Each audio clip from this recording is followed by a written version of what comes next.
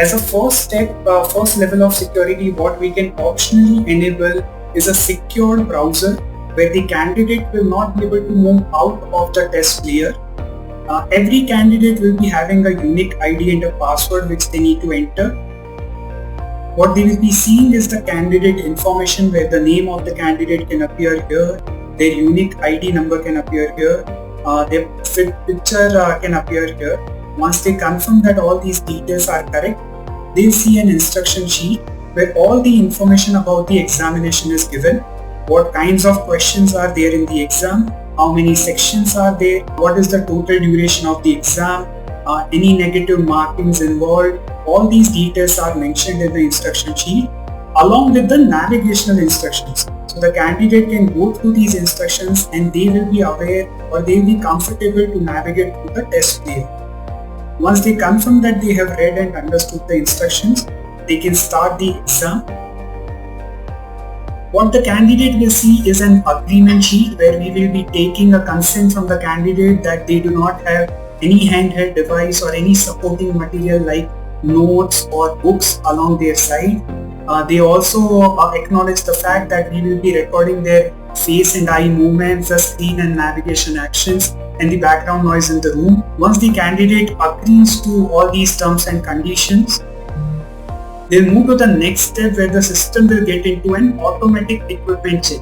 So the system will check for the compatible browser. We support the latest versions of all the browsers, be it Chrome, Firefox, Edge or even Safari.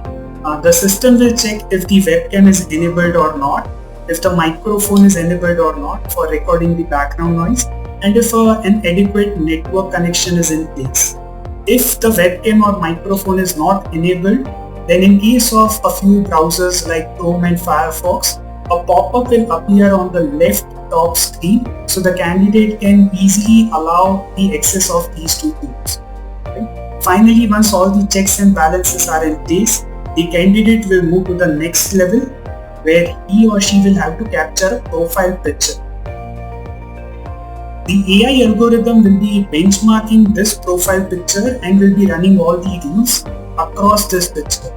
As a final step, the candidate will have to share the screen to allow the recording of the screen and navigation actions. You see a bubble out here where the candidate is getting a self view. It serves two purposes. One is to keep the candidate conscious of the fact that even though he or she is giving the exam remotely, still there is a system or a live proctor keeping an eye on the candidate. And second purpose is to throw an alert whenever the candidate is violating any of the rules. So as I'm continuously speaking, the system has detected and has thrown an alert that there is a conversation or noise in the background. This is the test layer. The top header bar is completely customizable. We can have the corporate or institution's logo out here. Even the color scheme can be modified to meet the branding guidelines of the institution. There is a clock which is ticking, so we can configure the duration of the exam.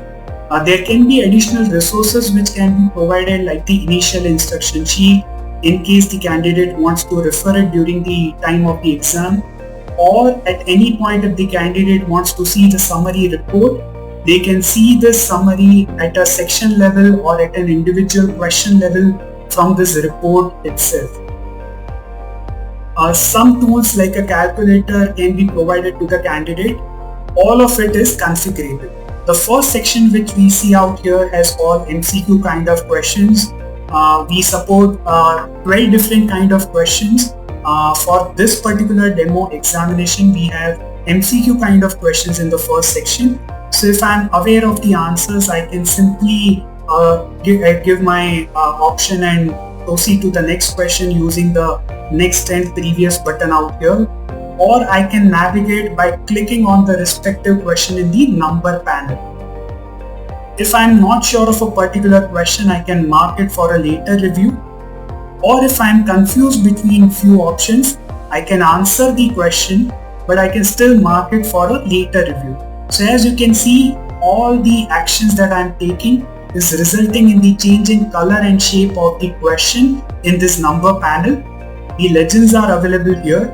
If say 5 minutes or a few minutes are remaining in the exam and I just want to see the questions which are not visited or I have marked for a later review, I can do so using the filter options available here. We also support descriptive kind of questions. So as you can see, there is a typing area which is available to the candidate, where the candidate can type the answers. Even a table can be inserted here. There are special characters available for mathematical, economics, or any kind of examination. What we optionally allow is this kind of an upload option. Say if a question requires the candidate to draw something or scribble something on a piece of paper and upload it as a supporting to the answer, the candidate can do so by clicking on the upload option, and they can upload the file, and all those material will be available to the faculties online on their screen, so that they can see the answers which candidates have given and give the grades. So you might not be seeing the end test option for this particular test. We can enable it only on the last question of the last section, or after the candidate has spent some amount of time on the test, so that candidate does not complain later on that I clicked on the end test by mistake. And even when they click on the end test button, there will be a 2-level confirmation that we will be taking from the candidate. First, we will be showing them the attempt summary, so that they are conscious of the fact that they have not answered a couple of questions, they have marked some of the questions for review. Even then, if they want to proceed and submit the test, they'll have to confirm at a final level that they want to submit and end the test attempt at this stage. Right? So when they confirm, click on the confirm option, the test will end and the candidate's attempt will be recorded.